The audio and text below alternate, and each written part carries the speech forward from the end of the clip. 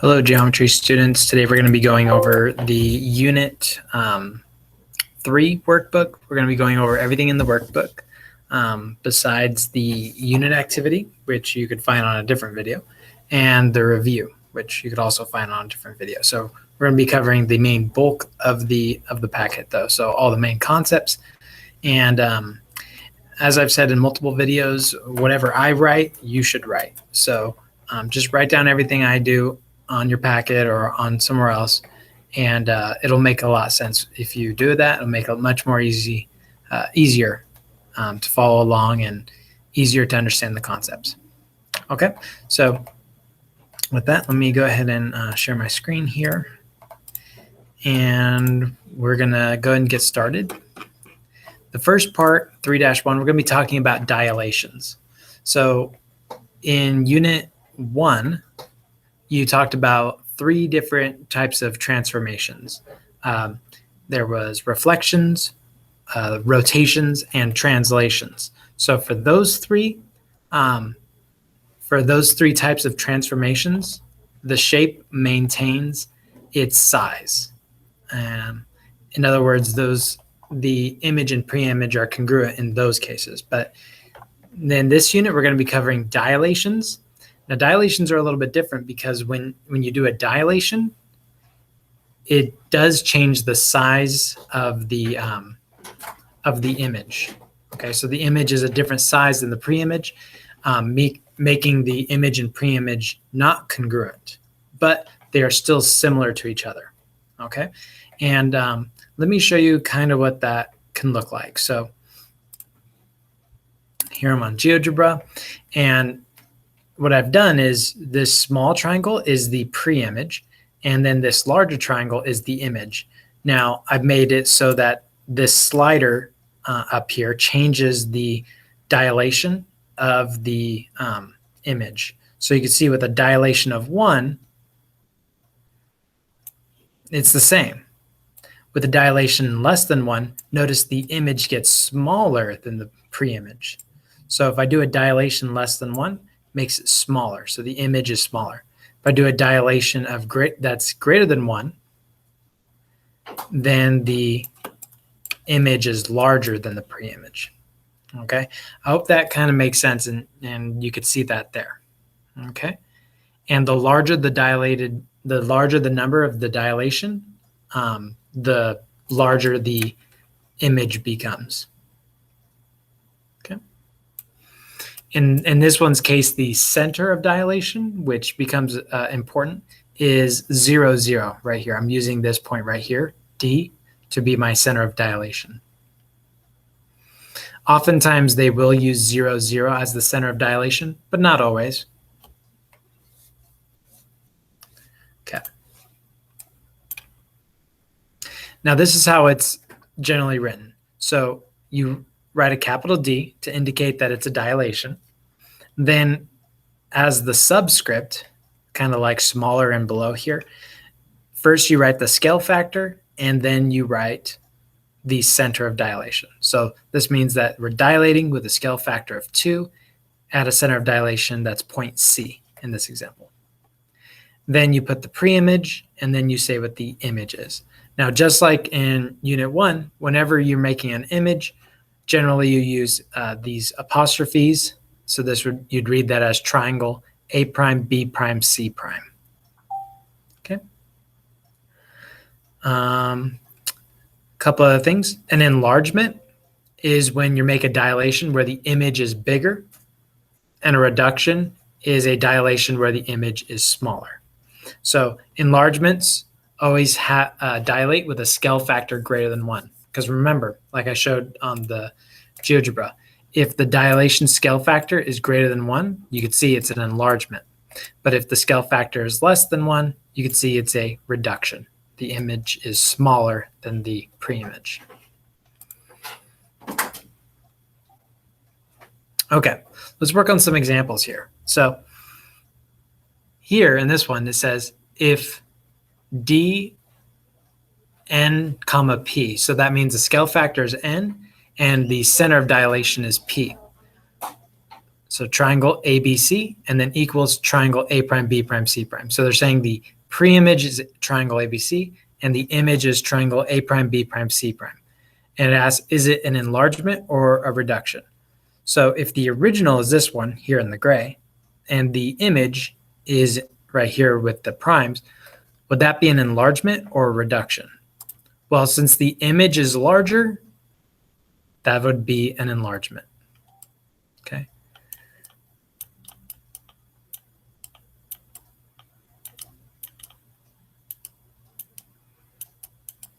Okay. So this one, in this case, it's an enlargement.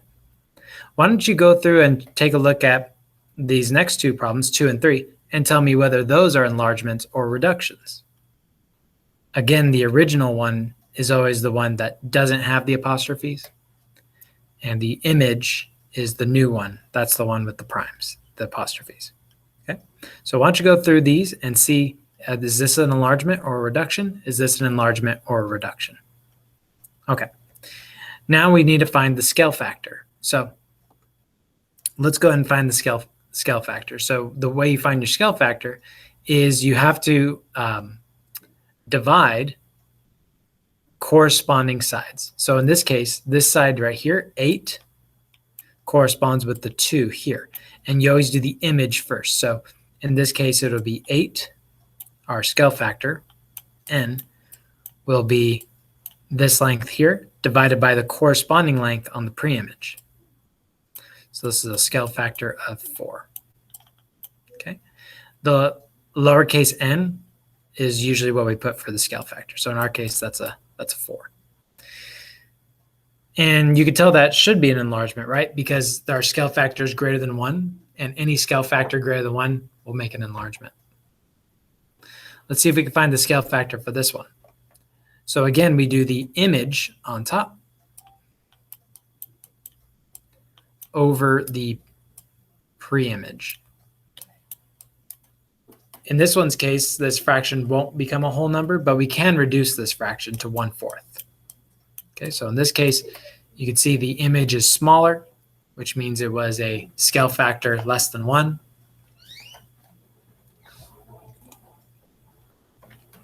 This third one's a little bit trickier. So when we're trying to look at the scale factor here, again, we want to put the image length on top, right? So that's from B prime all the way down to A prime. So what would that distance be? Well, that distance is actually 12, right? Because you're going all the way from the top of this triangle to the bottom. That would be 8 plus 4 more. That's 12. So for the image, that has the length of 12, and the corresponding pre-image length is 4. So this will give you a scale factor of 3. Don't forget on 2 and 3, put whether they're an enlargement or a reduction. That's important. Let's move on to page 4 once you're done with that. Number 3, it says, what are the coordinates of the vertices of, and then it says it's a dilation with a scale factor of 2, triangle ABC, graph the image. So we want to find the coordinates of the vertices and graph the image. In this case, our scale factor is 2. Now, it didn't say the center of dilation. If it doesn't say the center of dilation, then we assume the center of dilation is 0, 0. Okay. So let me show you how we want to do this dilation. What I would look at first is what are the coordinates of the original points? So point A, what is its coordinates? So point A's coordinates is, looks like 1, 1. Okay. And B, what are its coordinates? Well, its coordinates are -2, -2.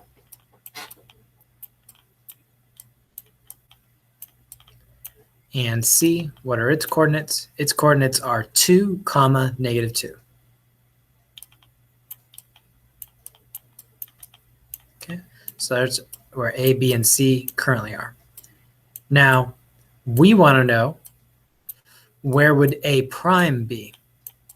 So in order to find that, you have to think about what is our scale factor. Well, in this case, our scale factor is 2. So what you do is you take each of the coordinate points and you multiply by the scale factor. So in this case, we're taking 1, 1, and we're multiplying each of those by 2. So that'll make it 2, 2. So A prime will be at 2, 2. What about B prime? Similarly, since our scale factor is 2, we want to multiply each of these coordinates by 2. So that's going to be -4, -4. Lastly, C prime, we're going to multiply each of these by the scale factor, 2. So that's going to be 4, -4. Now, when we come up here to our picture, we want to graph those. We want to graph these 3 new coordinate points for the image. So 2, 2 is where A prime is. So I'm going to go and put a point there and label it A prime. B prime is at -4, -4.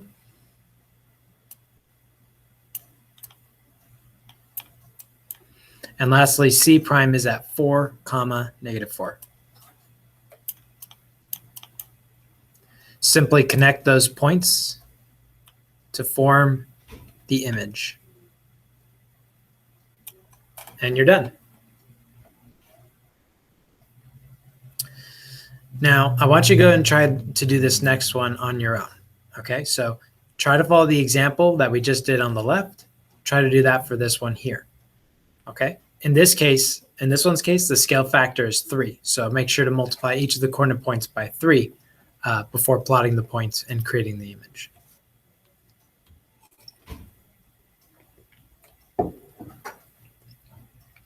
So how can dilations be used in real life? Well, one example is with magnifying glasses.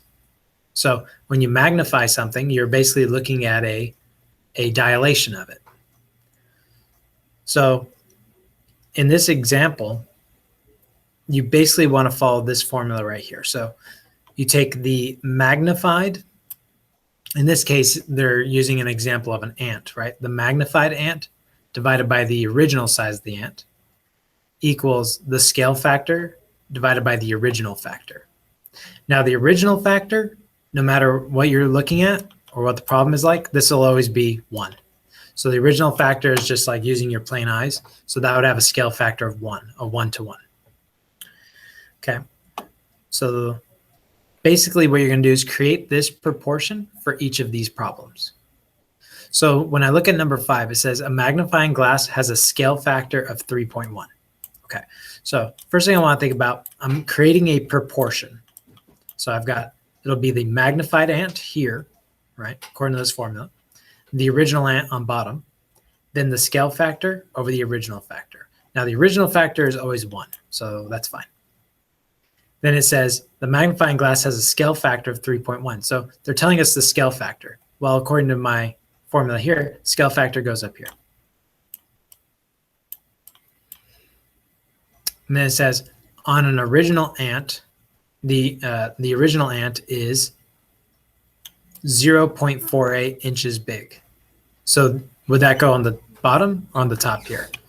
So the original ant is 0.48, so that'll go on the bottom here.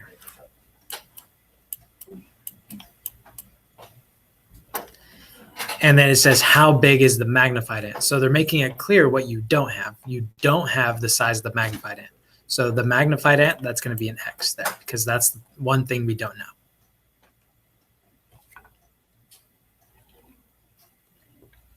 From here, we want to cross multiply. So whenever you have a proportion like this, like a fraction equals and then another fraction, you could always cross multiply. So you're cross multiplying across the proportion here.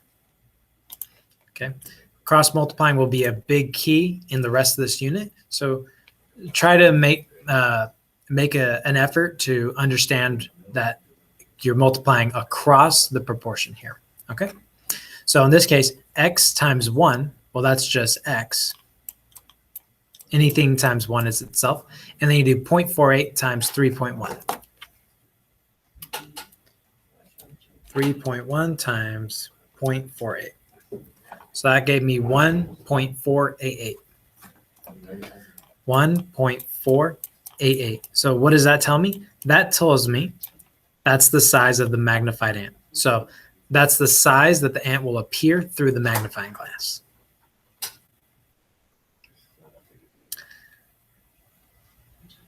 This next one says a magnifying glass has a scale factor of x. So again, I'm setting up my proportion. This time they're telling us the scale factor is x. And if we look at our formula, the scale factor goes on top of this fraction on the right. The original factor is always 1. Then it says an enlarged ant is 1.5 inches big. So the enlarged is 1.5 inches. Okay, that's the magnified ant. And the original goes in the denominator. So that's 0.25. Again, we have a proportion. We can cross multiply. So 0.25 times x and then 1.5 times 1.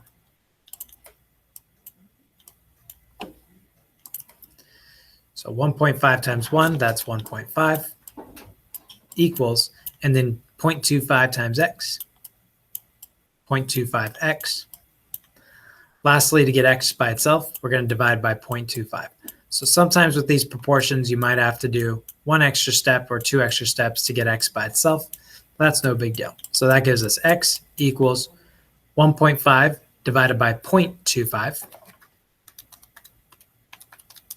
is 6. So what did I just find? The 6 represents the scale factor of the magnifying glass. Okay, so this magnifying glass magnifies at a scale factor of 6.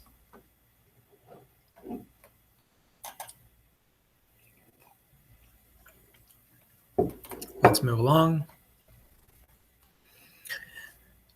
Now, hopefully you remember some of the material from the transformations in Unit 1, the rotations, reflections, and translations, because those come into play on this part right here.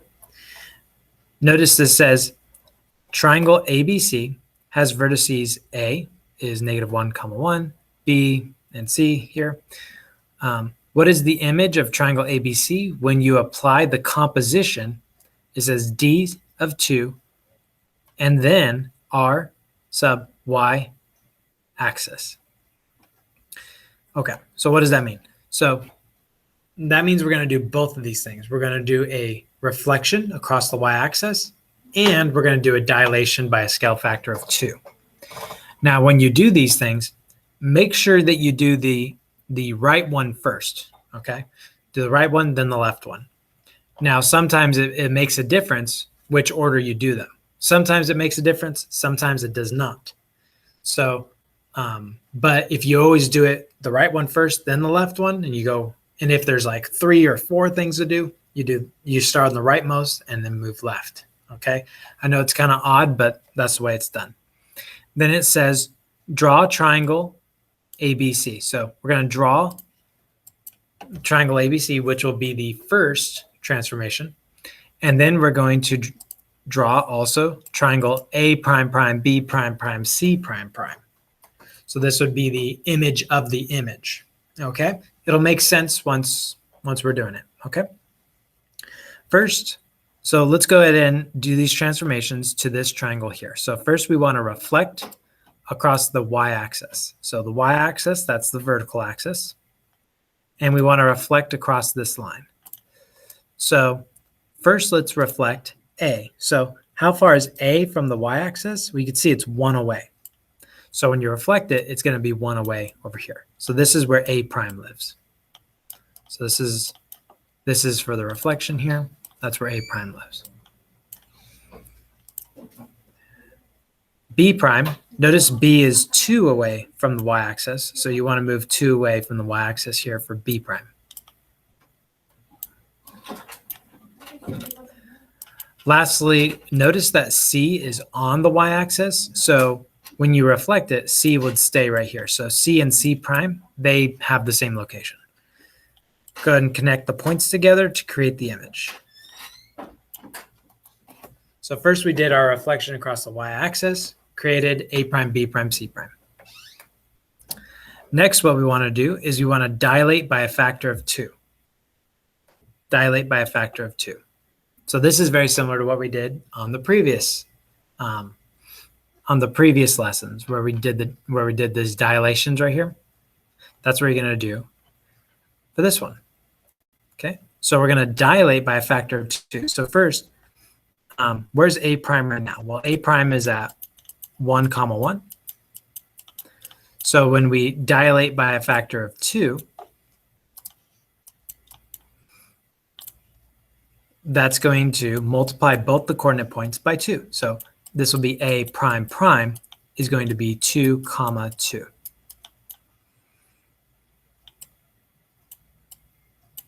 A prime prime is at 2, 2. Okay, B prime is at 2, -1. So B prime prime would be at 4, -2. Again, multiplying each of these coordinates by 2 in this case. 4, -2. Go ahead and label that as B prime prime. Lastly, C prime is at 0, -2. So C prime prime, we're going to multiply each of these by 2. So that's going to be 0, -4. And I'll be right here. Connect those points together. Label as C prime prime. Connect those points together to create the final image. Okay. Notice that the image, the dilated image, is the same as what you had before, just bigger, just dilated. Okay. Now go ahead and try this second one on your own. In this one's case, you're going to reflect across the x-axis. So you're going to reflect across the x-axis first, then dilate by a factor of 2. So go ahead and give that a try. Follow this one pretty closely. It's just that you're going to reflect it across the x-axis instead of across the y.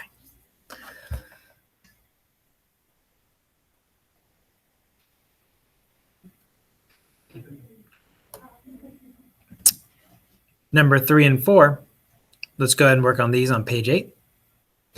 Number 3 says, what is a composition of rigid motions and dilation that maps triangle ABC onto triangle A prime prime, B prime prime, C prime prime? So we need to figure out how we go from this triangle, the pre-image ABC, and transform it into the image triangle A prime prime, B prime prime, C prime prime. Well, the first thing I want to notice is that both these triangles are kind of facing the same way, right? Notice the A is on top, B on the left, C on the right. So they look like this one just needs to be shifted up. So how much should I shift it up? Well, if I look at point B, I think B is the most obvious. How much would I need to shift it up to have it lined up with B prime prime? But we need to shift it up by 3. Hopefully you can see that there, that it would be a shift up by 3. So if we shifted the whole triangle up by 3, B would be here, A would be here, and C would be here. Okay.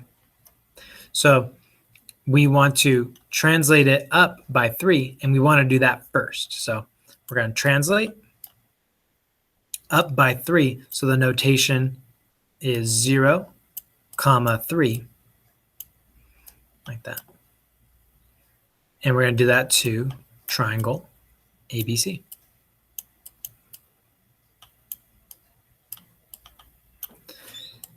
After you've done that translation and shifted it up, we want to dilate it. Now notice that the image is smaller than the original. So if the image is smaller than the original, that means the dilation must have been a reduction. So notice, like, for example, where B prime would be right here. And then when you go to B prime prime, it's half as much, right? Notice it goes from like -2 comma 0 to -1, comma 0. So that means you're dilating with a scale factor of 1/2. Okay, because it's half the size. Then you could write equals and then triangle A prime prime, B prime prime, C prime prime.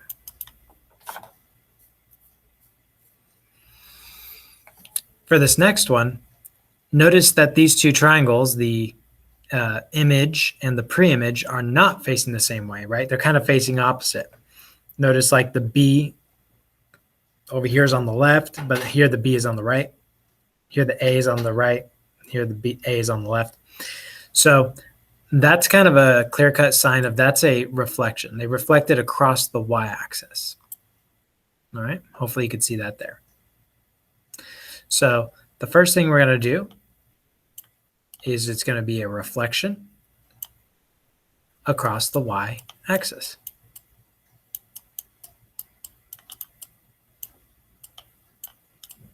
Triangle ABC.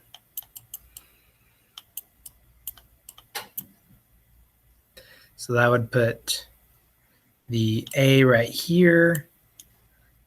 The C would be here, and the B would be here. Okay. Now, how do we go from this triangle to this smaller triangle? Well, that would be another dilation. And notice it got smaller when you dilated it. So that's going to be a reduction. Notice, for example, where B prime is, it's at 4 here. But then when you look at B prime prime, it's only at 2. So again, this is another reduction by 1/2. Now, I think in this unit, all the reductions are by 1/2. But that's not always the case in general. There are plenty of reductions in everyday life where the scale factor is not 1/2. But keep in mind, you should maybe look like, okay, is this scale factor half the size or maybe a third the size?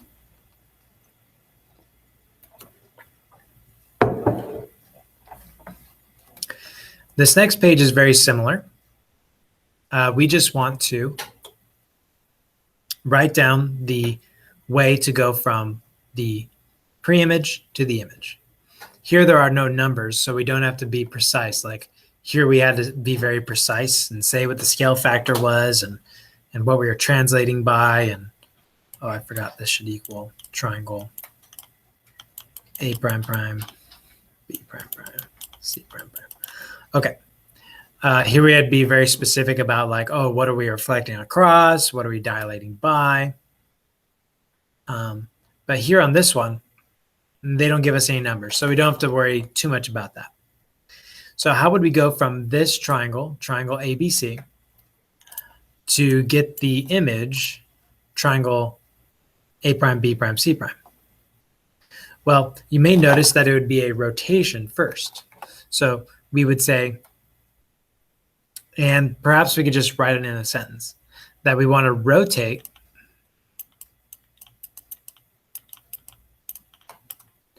triangle ABC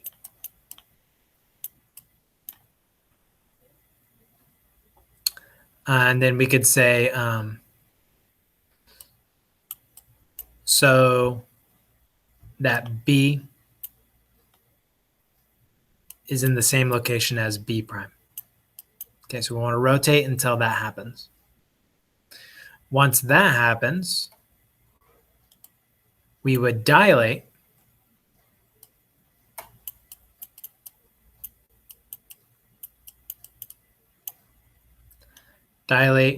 triangle ABC. Okay, and that's all you have to basically say. For this one's very similar. Starting off with this triangle though, it would not be a rotation, it would be a reflection. So I want you to put there that it would be a reflection across C prime, A prime, and then it would be a dilation. Let's go ahead and write that out. It'd be a reflection across C prime, A prime, and then it would be a dilation. For number 7 here, it says, do these stars appear to be similar figures? So again, to emphasize what similar means they're the exact same shape, but not necessarily the same size. So any two shapes that are the same shape, but not necessarily the same size, those are similar. So do these stars appear similar? Well, I would say yes, they do, because they are the same shape, but not the same size. Okay, and you could write that there. Same shape, but not necessarily the same size. That's what similar means. Yep. Now, in this next section, 3-3, we're going to get in more into what makes two things similar. Okay. Now, we're actually going to be looking at triangles quite a bit. So the first way to tell that two triangles are similar to each other is by the angle-angle similarity postulate. Okay, that's right here, angle-angle similarity postulate. But you could just call it AA similarity for short. Okay, so this is the shorthand is just AA and that squiggle. That squiggle means similar. So AA similarity means the angle-angle similarity postulate. So the way you look for it is if you have two triangles and notice that two angles, so notice A and A prime, they have that little swoosh on them. That means that they're congruent. So if you have that angles in two different triangles that they're congruent, and notice they have another angle that's congruent. So in this case, B and B prime are congruent. So if you have two angles from one triangle that are congruent to two angles from another triangle, then we can say that these two triangles are definitely similar by the angle-angle similarity postulate. Okay, so if two angles from one triangle are congruent to two angles from another triangle, then the two triangles are similar. And just a reminder, congruent means that they have the same measure. So if two angles from one triangle have the same measures as two angles from another triangle, then we can say those two triangles are similar. So here's an example. Are these two triangles similar? How do you know? So what I would say is I would go, well, angle D, so angle D right here, is congruent to angle A. All right, we can see that. And they're showing us that by these little swooshes. So notice these both have a single swoosh on them. So that's trying to tell you that those are congruent measures, congruent angle measures. And we know that angle F is congruent to angle C. So therefore,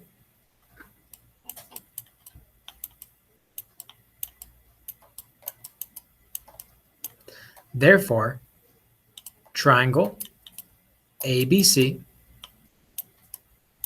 is similar to, should be a squiggle, similar to triangle DEF.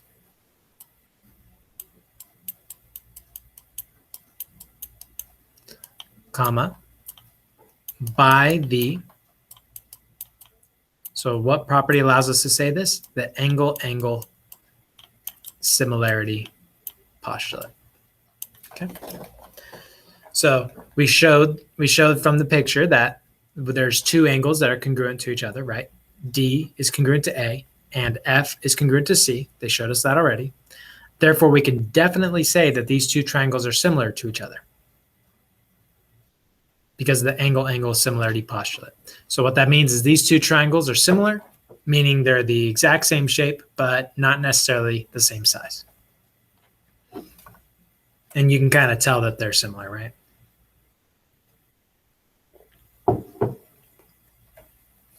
The next way that we can show that two triangles are similar to each other is by the side angle side theorem. So for this one, you would need sides to be of corresponding sides to be proportional to each other. And you need the angle in the middle between them. Okay, so it's important that you have the angle that's between the two sides that they give you. So notice they give you, like in this problem, they give you this side AB and then AC, and it has to be the angle that touches both of those. For when you're using the side angle side, it needs to be the angle that's touching both those sides. Okay, and you can see the same thing from this triangle, right? These two sides are touching this angle here. So side, angle, side. You see, side, angle, side. Okay, so how do we use this side, angle, side? Well, first we need that angle. So that's the easy part. So angle A is congruent to angle D, right? They're telling us already. Now we want to show with the side angle side, we need to show that the sides are proportional. So if I look at the sides, what relates to what? So here, this 5, the corresponding side is the 10 here. So the 5 from this triangle corresponds with the 10 from this triangle. And I want to show, is that proportional to the other side? So that would be 4 to 8.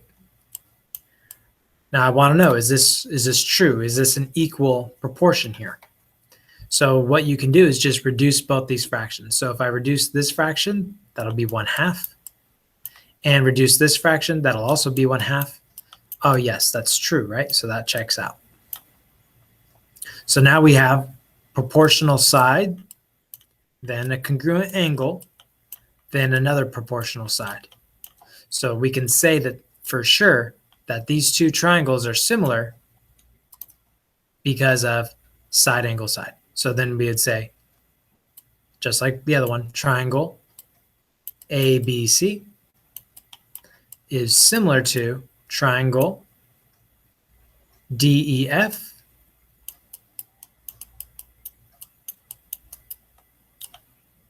by side angle side similarity. Okay, I hope that makes sense. And that's using the side angle side theorem for similarity. Okay, and again, that means that they're similar, which means they're the same shape, but not necessarily the same size. So they're proportional to each other, you would say. The last way we could prove triangles are similar to each other is the side-side-side similarity, or SSS similarity.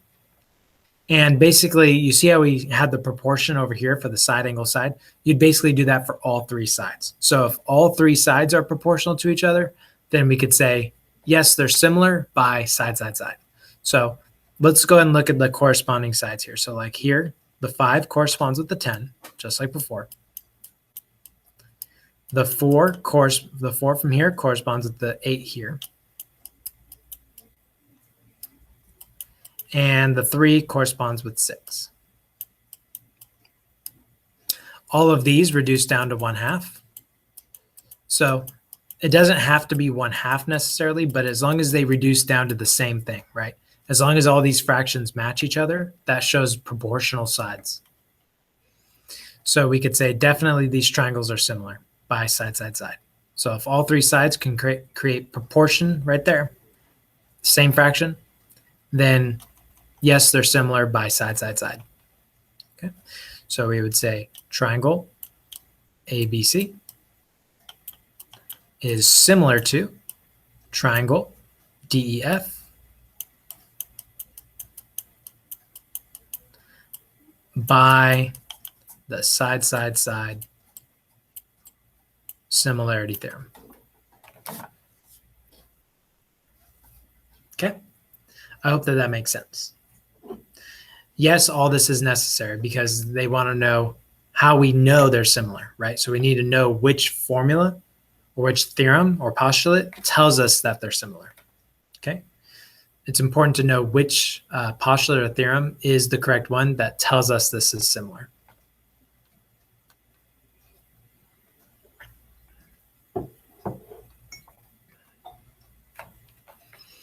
Okay. I want you to go ahead and try to do number 2 on your own. For number 2, you're going to be using side, side, side. Okay. So for this one, you're going to be using side, side, side. You can kind of tell already because look, it gives you all three sides. Okay, so go ahead and prove that these two triangles are similar and use side, side, side. It's basically exactly what we did here. Okay, exactly what we did here. So showing the proportion and stating that the triangles are similar because of side, side, side. Okay. Here, also try this one on your own. I'm pretty sure you can do it. Here in this case, you'll be using side, angle, side. Okay, and you can kind of tell, look, side, angle, side, side, angle, side. You can see that. For number one, we could do this one together, okay? Because this one has got a little bit of trickiness to it, but it's not too hard. The important thing that you need to see here is that these two angles right here are congruent. So hopefully you remember from the last unit, Unit 2, that whenever you have two lines cross each other, then it creates congruent angles. Hopefully you remember that theorem is called vertical angles. So in this case, we could say these two angles are congruent because of vertical angles. So angle A is congruent to angle D, and we want to say because of vertical angles.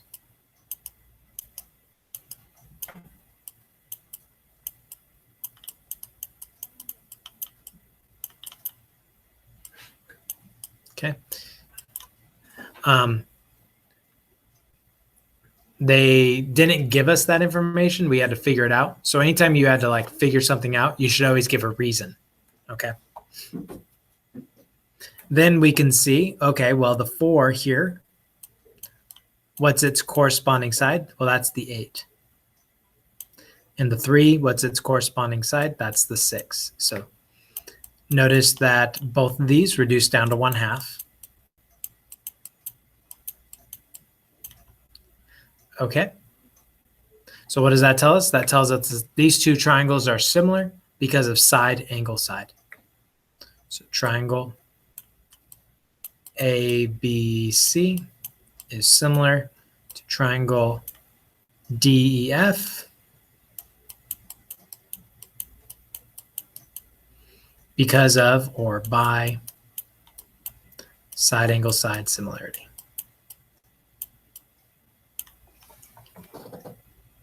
Okay. I hope that at least sort of made sense. So again, if you ever see two lines crossing each other, you could always say that those two angles there are congruent because of vertical angles. Okay. Let's go down to here. So here it's kind of the same thing. They're already giving you a lot of the information. You just need to figure out which similarity postulate are they using. So are they using angle, angle? Are they using side, angle, side? Or are they using side, side, side? So all you're going to put in these boxes is either angle, angle similarity or side, angle, side similarity or side, side, side similarity. So in this one's case, we could look at the steps to kind of help us. Notice they're using that angle B is congruent to angle D. And they're using alternate interior angles. And then also they know these two angles are congruent because of vertical angles, right? Vertical angles, they're using that. So now you have two angles from this triangle matching two angles from that triangle. Okay, well, that's angle, angle similarity. So now we know those two triangles are similar because of angle, angle similarity. Here they're using vertical angles again to show that this angle is congruent to that angle. Okay, so which similarity postulate or theorem are we going to use here? Would it be angle, angle similarity? Would it be side, angle, side? Or would it be side, side, side? So look at this picture here and try to figure out, would that be angle, angle, side, angle, side, or side, side, side? And use the information here if you need to. Okay, figure out what goes in this box. Okay, so once we know that two triangles are similar to each other, you can use the fact that their sides are proportional to find the missing side lengths.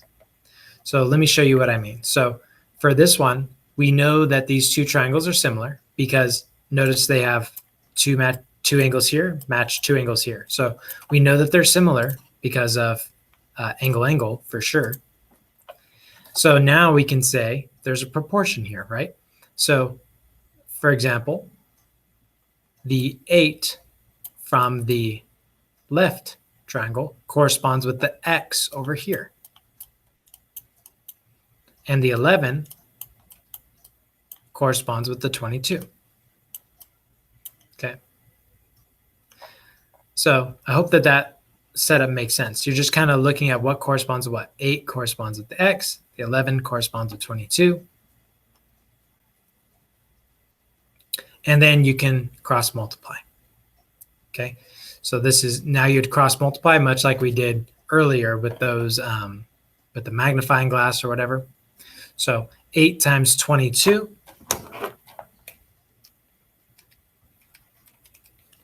176 equals, and then you do 11 times x, that's 11x. Divide both sides by 11 to get x by itself.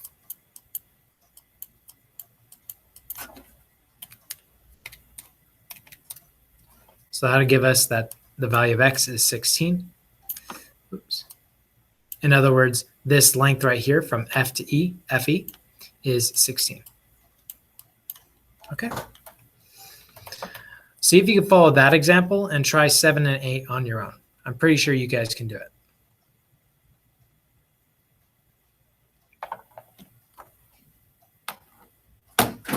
This next part is kind of tricky. Okay, but we'll go over it pretty slowly.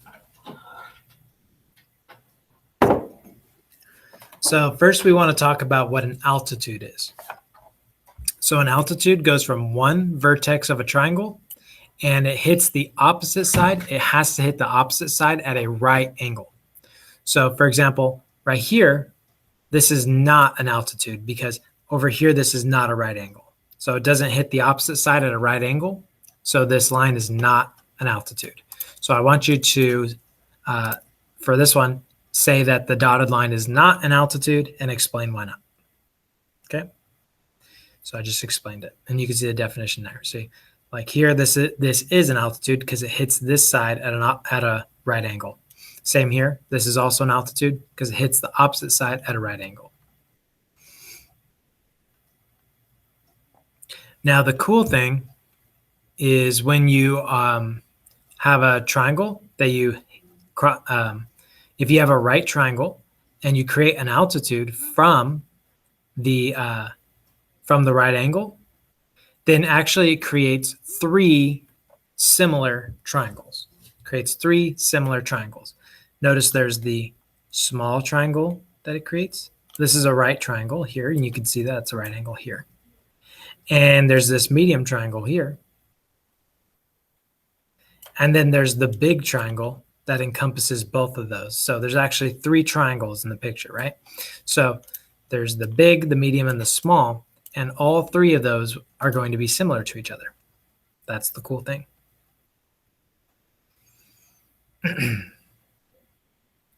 So what can we do with that information? Well, I'll show you. The way I like to think about problems like this one here is you want, well, actually, let's go on and move down to these ones here, number 1 and number 2. And so what we want to do is we know there's 3 triangles in this picture, and we also know that those 3 triangles are all similar to each other. Okay, so I'm going to draw my 3 triangles over here. So first there's F, P, D, like so. And right here where P is, that's the right angle. Then there's this triangle, the small triangle, right? So I'm going to draw that one over here. So this would be D, P, E.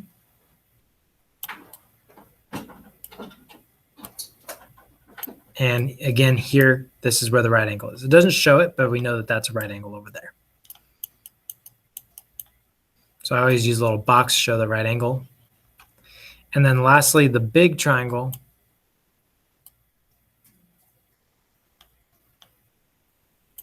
where this is the right angle, and this is where D is, then E,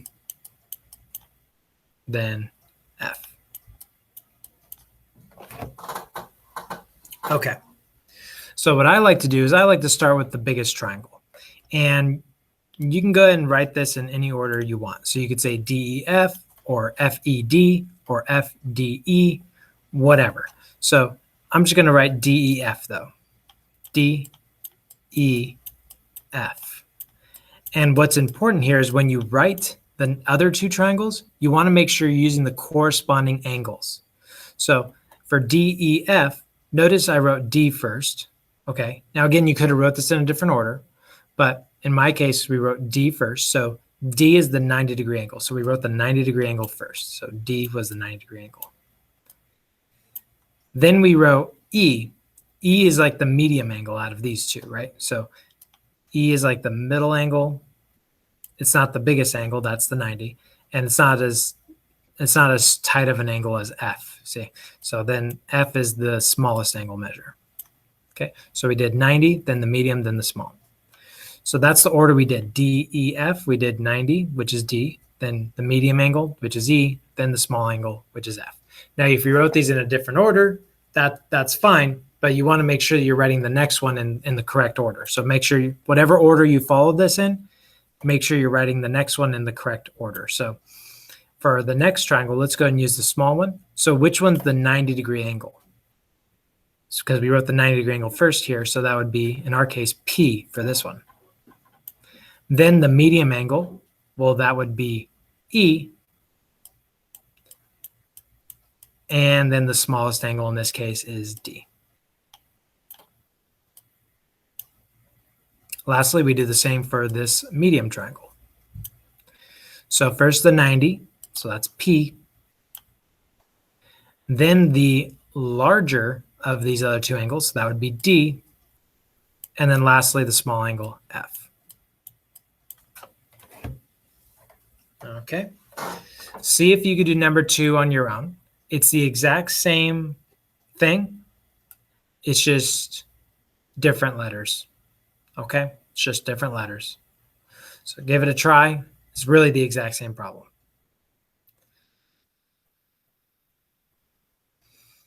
Now let's go ahead and do this quick check here. For this one, they're setting up a proportion just from this triangle alone. So again, it's not just that triangle in a way, right? Because of that altitude, we're actually creating 3 similar triangles. There's the small, the medium, and then the large triangle that encompasses both. So whenever I write my proportion to help me find a missing side length in this case, again, you could always write proportions when dealing with similar shapes. But I always look at, okay, which thing's being shared? So in this one's case, is the 8 being shared? Well, this 8 is only part of this triangle, right? It's not part of the big triangle. It's not part of the medium triangle. You see, it's only part of the small triangle. What about this 15? Well, no, this 15 is only part of the medium triangle, right? This 15 doesn't represent the whole length, so it's not part of the big triangle, and it's not part of the small triangle either. However, this X is part of 2 of the triangles. This length X is part of 2 of the triangles. It's part of the medium triangle, right? But it's also part of the largest triangle, right? See how it makes this triangle as well? So if it's part of 2 different triangles, the way you set it up is that that X will go opposite from itself. Okay, so whatever thing is shared by 2 of them, that'll go opposite from itself. Now, X was part of the medium triangle, right? So what other side length do they give you from the medium triangle? Well, the 15.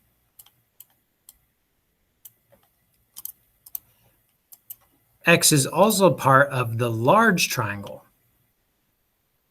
So which side length do they give you from the large triangle? Well, they give you this side length, the total across here. Well, what's that distance? Well, that would be 8 plus the 15. That would give you the total length across here, right? Because it's 8 plus the 15 for this large distance. So that would give us 23. Okay. What's important is that whatever thing is shared, in this case x, and usually it'll be x or the variable that's shared, but not always, that needs to go opposite from itself. From here, we would cross multiply. So x times x, ooh, that's x squared.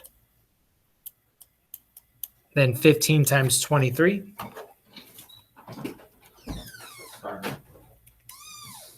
That's 345.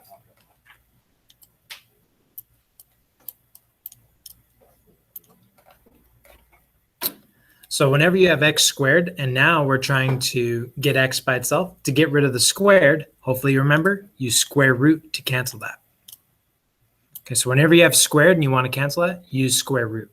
So that'll give us x by itself, and then the square root of 345,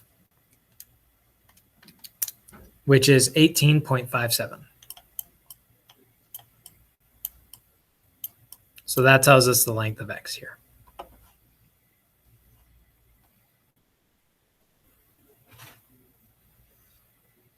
Now, whenever you do that cross multiplication like that, where you're doing x times itself, that's called something called the geometric mean. All right, the geometric mean.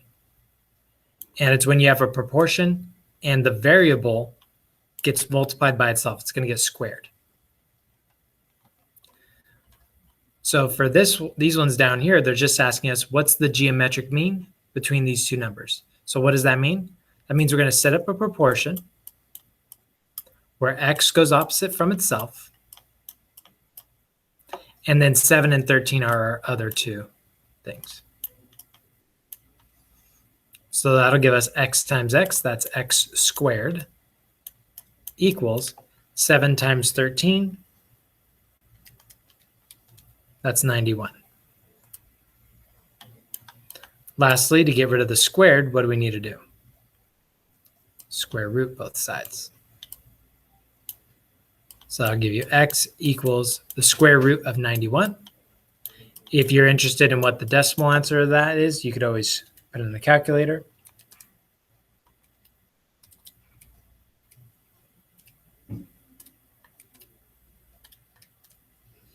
$9.54.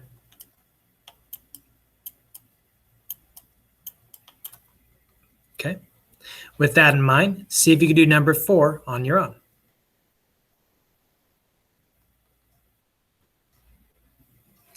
Now let's work on these ones here. Okay, so this, number 4 and number 5, these next two, are just like what we did for this quick check here. Let's work on finding the x first. So x is right here.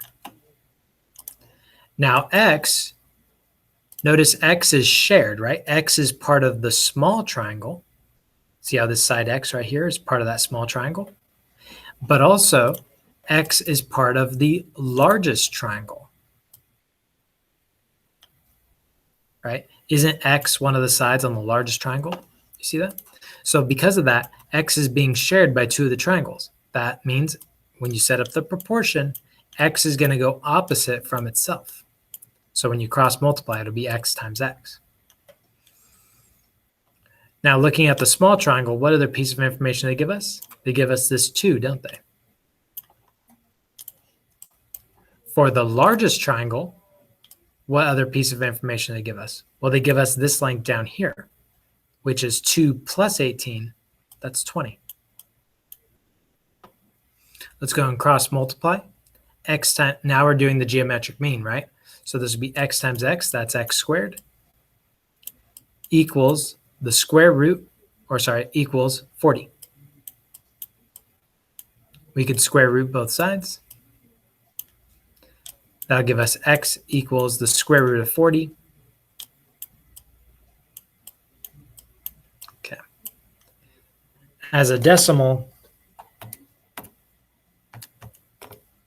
6.32.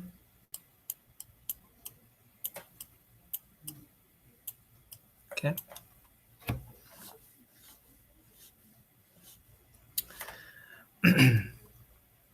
I do want to talk about simplifying square roots for a second.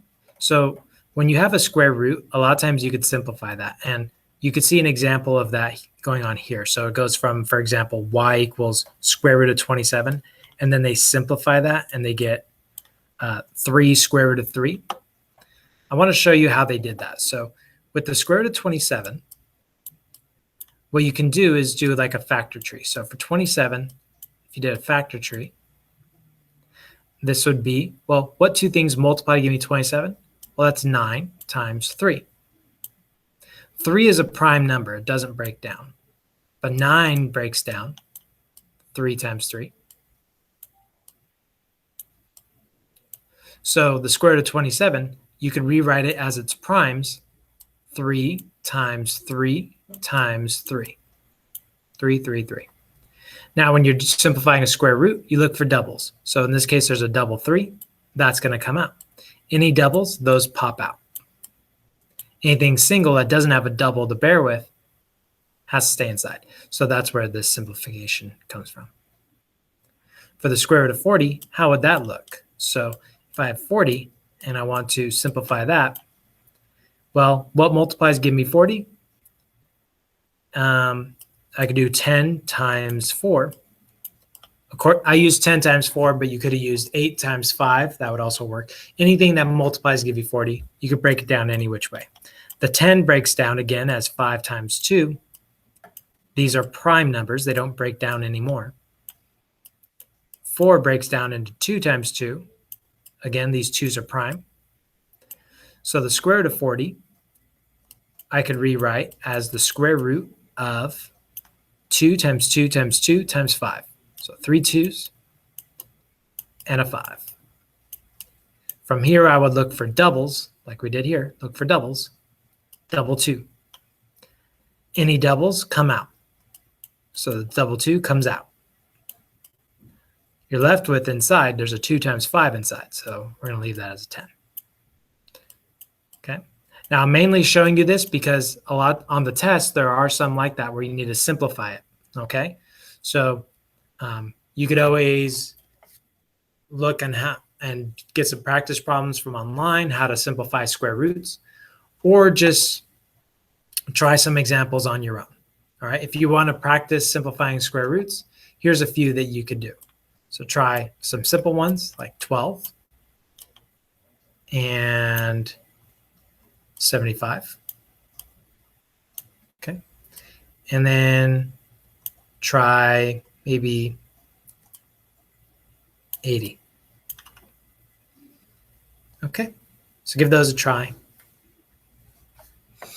Those would be good examples or practice for you guys. Okay. Next, we want to find the y in this. So we're going to have to set up another one of these. So the y in this case is right here. But notice the y is shared, isn't it? Y is part of this small triangle going that way. But y is also part of the medium triangle going this way. So the y is being shared. So that means in the proportion, the y will go opposite from itself. So when you do the geometric mean, it'll be y squared. The 2 and the 18 are the other things that they give you. Notice this one's different than x, right? X had to use the 20 because it had to add both those. So here we get y squared. When we cross multiply, y squared equals 2 times 18. Well, that's 36. To get rid of the squared, use square root both sides. Now, in the case of this one, 36 is a perfect square root. So when you square root it, it'll just give you 6 because 6 times 6 gives you 36. So when you have a perfect square and you square root it, it should just give you a whole number, right? So 6 times 6 gives you 36. So when you square root that, it just works like that. Okay. For this next one, I'm going to help you set up the proportions, but I'm going to expect you to work them out on your own. Do the geometric mean on them. So for x is right here. It's part of the small triangle, but it's also part of the largest triangle. Okay. So in this one's case, x is shared, so it goes opposite from itself. And then 3 is used from the small triangle. And for the large triangle, well, that's this entire length. Well, you'd have to add those together, so that gives you 15. See if you could do the geometric mean from there. Finish this up. Next, let's do the proportion to help us find y. So in this case, y is right here. Notice y is part of the medium triangle, but it's also part of the largest triangle, right? This is one of the sides of the largest triangle. So for that one, since it's part of the medium, we're going to be using the 12. So y is being shared, so it goes opposite from itself. The 12 is being used. And since it's part of the largest triangle, we're going to use this again. So that's going to be 15. Okay. See if you can finish finding the geometric mean of that one and of this one. All right. Now, hopefully you've been paying attention to how all these proportions and cross multiplying works, because this is going to be a big part of the rest of the unit. Okay, it's been a big part up to now, really. So when we have parallel lines, so this formula basically is called the side splitter theorem, but basically these two lines need to be parallel here. And if they are, then you could set up some proportions. And basically the way it works is that this length here from E to D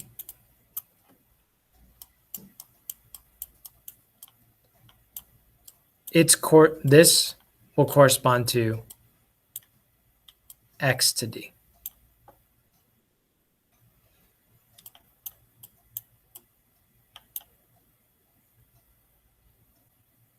Okay. Basically, it creates similar triangles.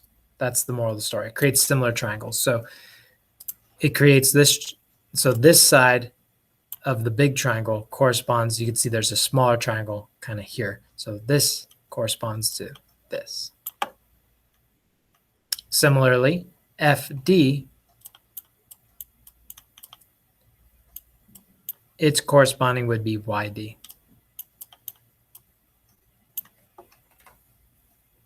Okay. Now let's just scroll down and work on some problems, and it'll make a lot more sense. Okay. So here we can make a proportion to help us find x. And the way you'd set it up is 8 over x equals, and what would be the ratio here? Well, that'd be 14 over x plus 2. All right. From here, we're going to need a little bit of algebra, so we're going to cross multiply. So the x times the 14 is 14x. Cross multiplying equals, and then here it'd be 8 times, and it's times both of these. So I'm going to put it in parentheses, x plus 2. So we know that we need to distribute this 8. The 8 gets distributed into this parentheses. So that'd be 8x plus 16. On the left side, we still have 14x. Now to help us get x by itself, we're going to subtract 8x from both sides.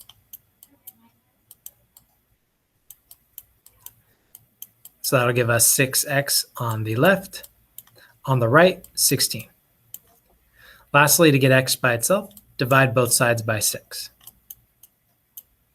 So x equals, and I might just reduce this fraction. So that would be 8/3. If you want it as a decimal, you could do that too.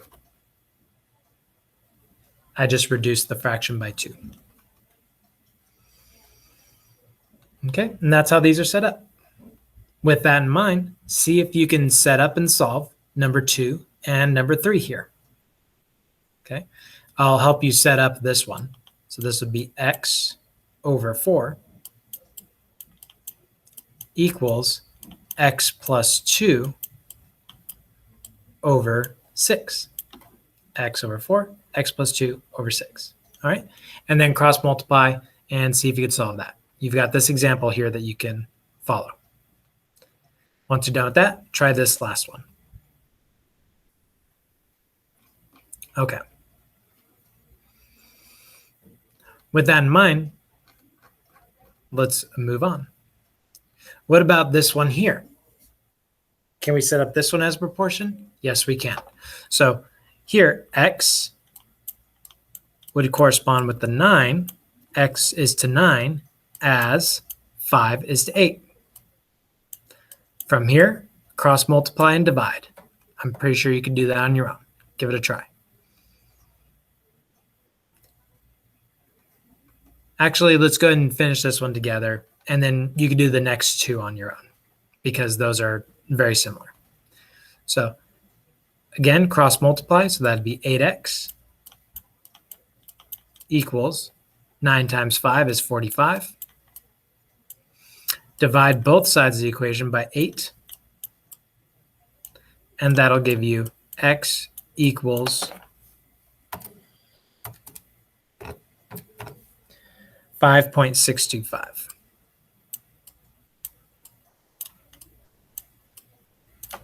Okay, so that's how that works, and hopefully that's no surprise. We've done cross multiplication this whole unit.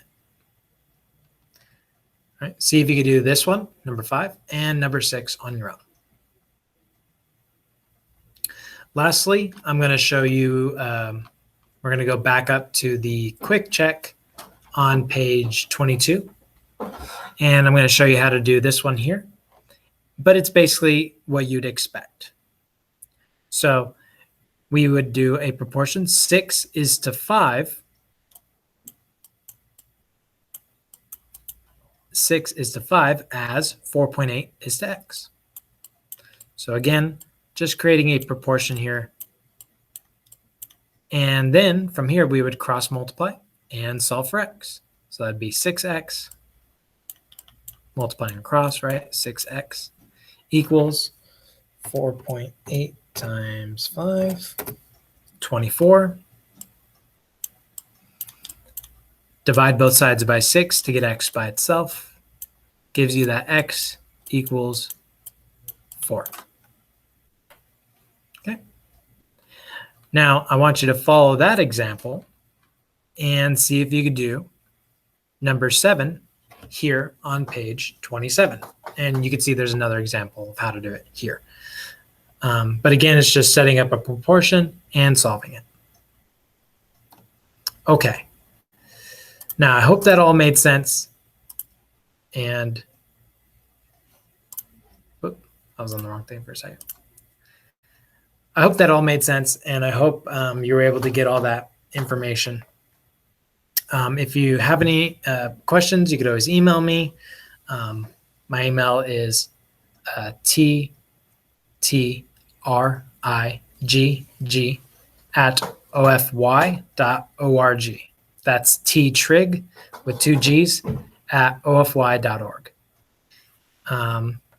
And I will, if for the activity portion, which is the next part, there's already a video for that, but you'll have to watch that video separately. Okay. So with that, I'll see you guys next time.